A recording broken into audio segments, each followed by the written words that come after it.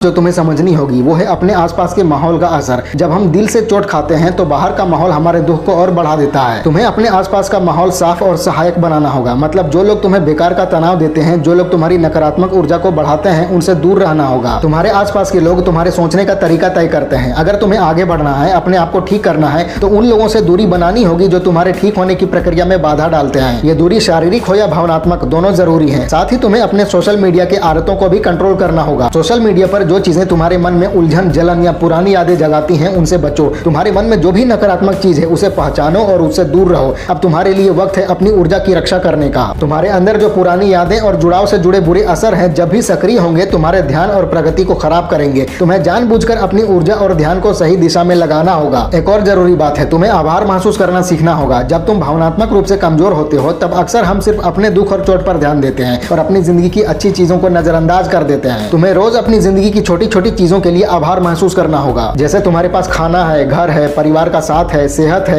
ये सब तुम्हारी जिंदगी की बुनियादी अच्छी बातें हैं। जब तुम इन अच्छी बातों पर ध्यान दोगे, तुम्हारे अंदर एक ताकत और सहन शक्ति पैदा होगी जो तुम्हें पुरानी यादों से जल्दी और अच्छे से मुक्त करेगी। अब एक मनोवैज्ञानिक तरीका है कल्पना करना। तुम्हें अपने आप को भविष्य में सोचना होगा एक ऐसे इंसान के रूप में जो आत्मविश्वासी है, मजबूत है और भावनात्मक रूप से स्वतंत्र है। सोचो कि तुमने अपने लक्ष्य हासिल कर लिए हैं, तुम्हारा काम मजबूत है, तुम्हारा मन स्थिर है और तुम्हारी पुरानी यादें सिर्फ याद बनकर रह गई हैं। ये कल्पना तुम्हारे अंदर एक दिशा तय करेगी और तुम्हारे रोजमर्रा के फैसलों और काम को सही रास्ता दिखाएगी। तुम्हारा मन धीरे धीरे ये मान लेगा कि तुम्हारे अंदर की ताकत असीमित है और तुम्हारा ध्यान सिर्फ अपने भविष्य पर है। अब बात करते हैं अपनी जिम्मेदारी की। भावनात्मक चोट के बाद अक्सर लोग दूसरों को दोष देने में फंस जाते हैं कि ये क्यों हुआ, वो गलत था, ये मेरी जिंदगी में क्यों हुआ। इस तरह से तुम्हें समझना होगा कि दूसरों को दोष देने से कुछ हल नहीं होगा। तुम्हारा काम है अपनी जिंदगी की जिम्मेदारी लेना, अपने कामों को संभालना और अपने आगे के कदमों की योजना बनाना। अगर तुम अपनी जिंदगी के मालिक बन जाओगे तभी तुम अपने अंदर की कमजोरी को मात दे पाओगे। अपनी ऊर्जा को ध्यान से और सही दिशा में लगाना ही तुम्हारे ठीक होने का मूल है। एक और बात जो बहुत कम लोग समझते हैं वो है धैर्य के साथ नए अनुभव लेना। तुम्हारे अंदर जो कमजोरी है उसे दूर करने के लिए तुम्हें नए अनुभव लेने होंगे। मतलब तुम्हें अपने आराम वाले माहौल से बाहर निकलना होगा। अगर तुम हमेशा सुरक्षित और परिचित चीजों में ही रहोगे तो इंप्रूवमेंट धीरे होगी। तुम्हें नए लोगों से मिलना होगा, नए विचार जानने होंगे, नए चैलेंजेस लेने होंगे। ये चैलेंजेस तुम्हारे आत्मविश्वास को फिर से बनाएंगे और तुम्हारे अंदर की सहन शक्ति को बढ़ाएंगे। एक और तरीका है सीखना और नई चीजें सीखना। जब तुम कमजोर होते हो तुम्हारे अंदर हताशा आती है। अब तुम्हें अपनी ऊर्जा को सही दिशा में लगाना होगा। तुम्हारे अंदर की रचनात्मकता और समझदारी को काम में लगाना होगा। अगर तुम नई चीजें सीखोगे, चाहे वो बातचीत की कला हो, तकनीकी काम हो या कोई रचनात्मक काम हो, तुम्हारे अंदर सफलता का अनुभव आएगा, तुम्हारा आत्मविश्वास बढ़ेगा और पुराने दुखों से धीरे धीरे आजादी मिलेगी। साथ ही तुम्हें अपनी शारीरिक सेहत पर भी ध्यान देना होगा। जब हम भावनात्मक रूप से कमजोर होते हैं तब अक्सर हमारी शारीरिक सेहत भी प्रभावित होती है। तुम्हें अपनी ऊर्जा को वापस पाने के लिए रोजाना व्यायाम और सही खाना खाने का महत्व समझना होगा। शारीरिक गतिविधि तुम्हारे दिमाग में डोपामीन और एंडोर्फिन छोड़ेगी जो तुम्हारे मूड और उत्साह को बढ़ाएगी। अब तुम्हारे लिए शरीर और दिमाग दोनों को मजबूत करना प्राथमिकता है। और एक मनोवैज्ञानिक तरीका जो काम आता है वो है पॉजिटिव रिवॉर्ड देना। जब तुम कोई काम सफलतापूर्वक पूरा करते हो, कोई लक्ष्य हासिल करते हो, अपनी हॉबी में प्रगति करते हो, खुद को इनाम दो। ये इनाम कोई छोटी चीज हो सकती है, कोई ट्रीट, कोई फिल्म या कोई एक्टिविटी जिसे तुम पसंद करते हो। ये तरीका तुम्हारे दिमाग में एक सकारात्मक चक्र बनाएगा। तुम्हारे अंदर का बुरा असर धीरे धीरे कम होगा और तुम्हारा पॉजिटिव सोच मजबूत होगा। अब बात करते हैं एक और जरूरी चीज की, लगातार प्रयास करना। ठीक होने और आगे बढ़ने में लगातार मेहनत सबसे बड़ा फैक्टर है। तुम्हारे लिए जरूरी है कि तुम अपनी रोजमर्रा की दिनचर्या बनाए रखो। छोटे छोटे काम, हॉबी, नई चीजें सीखना और व्यायाम को रोजाना अपनाओ। अगर तुम रोज थोड़ा थोड़ा आगे बढ़ोगे, चाहे वो बहुत छोटा ही क्यों ना हो, तुम्हारे अंदर की कमजोरियां धीरे धीरे खत्म होंगी। तुम्हारे आत्मविश्वास और आत्मश्रद्धा मजबूत होगी। एक और मनोवैज्ञानिक तरीका है नजरिया बदलना। जब तुम भावनात्मक रूप से चोट खाते हो तब अक्सर हम परिस्थितियों को बड़ा और भारी महसूस करते हैं। अब तुम्हें इसे एक नए नजरिए से देखना होगा कि ये भी सिर्फ एक अस्थायी दौर है, एक सीख है और तुम इससे मजबूत और सहनशील बन रहे हो। तुम्हें अपनी ताकत और क्षमता को समझना होगा। हर चुनौती, हर दर्द और हर नुकसान तुम्हारे लिए आगे बढ़ने का मौका है। तुम्हें इस नजरिए को अपने मन में बार बार याद दिलाना होगा। अब एक और चीज जो असरदार है, मेंटर या गाइड का सहारा। तुम्हारे लिए जरूरी है कि तुम ऐसे व्यक्ति या कोच के पास जाओ जो समझदार हो, तुम्हारी स्थिति को समझे और तुम्हें सही रास्ता दिखा सके। एक मेंटर तुम्हारे कामों को सही दिशा देगा, तुम्हें अच्छी आदतें बनाने में मदद करेगा और तुम्हारे अंदर के डर और संदेह को दूर करने में मदद करेगा। जब तुम्हारे पास सही मदद होगी तो तुम्हारे अंदर का बुरा असर अपने आप कम हो जाएगा। तुम्हें अपने अंदर एक बिलीफ सिस्टम बनानी होगी। यह बिलीफ तुम्हारे मूल्य, लक्ष्य और मकसद के साथ मेल खाना चाहिए। अब तुम्हारे लिए सिर्फ ये मायने रखता है, तुम्हारी जिंदगी, तुम्हारा भविष्य और तुम्हारा आगे बढ़ना। तुम्हारे अंदर का पुराना दर्द तुम्हारे नियंत्रण में नहीं है, लेकिन तुम्हारे काम और फैसले तुम्हारे नियंत्रण में है। तुम्हें अपने विश्वास और मकसद के साथ जीना होगा ताकि हर फैसला तुम्हारे आगे बढ़ने और ठीक होने के लिए काम करे। अगर तुम ये सारी चीजें अपनाओ, अपने आसपास का माहौल ठीक रखना, आभार महसूस करना, कल्पना करना, अपनी जिम्मेदारी लेना, भाव और विचार लिखना, अपनी सीमाएं बनाना, नई चीजें सीखना, शारीरिक सेहत पर ध्यान देना, खुद को इनाम देना, लगातार प्रयास करना, नजरिया बदलना, मेंटर की मदद लेना और मजबूत बिलीफ सिस्टम बनाना, तो तुम्हारे अंदर का पुराना दर्द धीरे धीरे खत्म हो जाएगा। तुम अपने अंदर नई ऊर्जा, नई ताकत और नई स्पष्टता महसूस करोगे। तुम्हारा ध्यान सिर्फ तुम्हारे भविष्य और लक्ष्यों पर होगा और तुम्हारा भावनात्मक दर्द धीरे धीरे गायब हो जाएगा। एक और बात याद रखो, तुम्हारी जिंदगी सिर्फ तुम्हारे लिए महत्वपूर्ण है। तुम्हें अपने लिए काम करना है, अपने लिए आगे बढ़ना है, अपने सपनों को पूरा करना है। जो कुछ भी पहले हुआ वो सिर्फ एक अनुभव और सीख है। अब तुम्हारे लिए अगला कदम सिर्फ प्रगति और काम करना है। तुम्हारे अंदर की ताकत असीमित है और तुम्हें अपनी जिंदगी का पूरा फायदा उठाना है। तुम्हारा भविष्य उज्जवल है और तुम्हारा ध्यान और दृढ़ निश्चय तुम्हें हर चुनौती से मजबूत बनाकर बाहर लाएगा।